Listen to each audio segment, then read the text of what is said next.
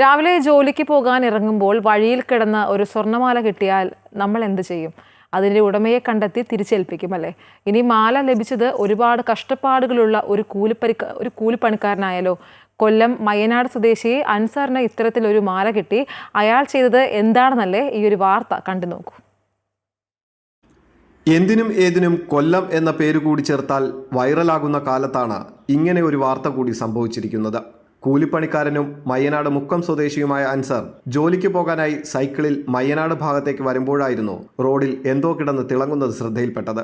അടുത്തു ചെന്ന് അത് എടുത്തു നോക്കിയപ്പോൾ താലിയും ഏലസും അടങ്ങിയ സ്വർണ്ണ നിറത്തിലുള്ള ഒരു മാലയാണെന്ന് മനസ്സിലായി.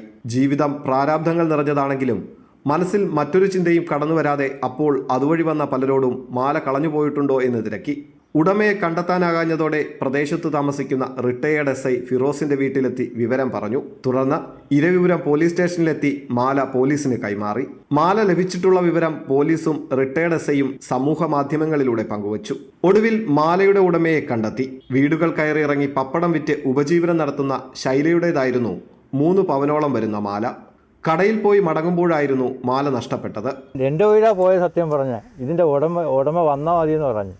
കാര്യം എന്ന് പറഞ്ഞാൽ നമുക്കൊരു ഇതല്ലേ, ഒന്ന് ഉണ്ടാക്കി എടുക്കുന്ന വലിയ പാടുപെട്ടല്ലേ. സന്തോഷം എന്ന് പറഞ്ഞാൽ ഞാൻ വെച്ചുകൊണ്ട് കിടക്കാം, ഇങ്ങനെ കൈ വെച്ചുകൊണ്ട് കിടക്കാൻ ആൾ കിട്ടുന്നില്ല.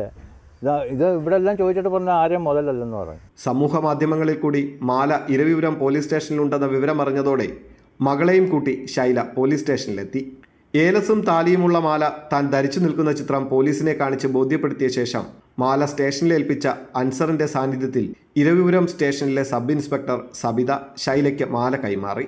പപ്പടം വിറ്റുമൊക്കെ ഉണ്ടാക്കിയതാണ്. അങ്ങനെ ഉണ്ടാക്കി ഇതേ ഉള്ളു, വേറെ ഒന്നും ഇല്ല നമുക്ക്. അന്നേരം അത് പോകുമ്പോൾ നമുക്ക് സഹിക്കാൻ പറ്റുമോ?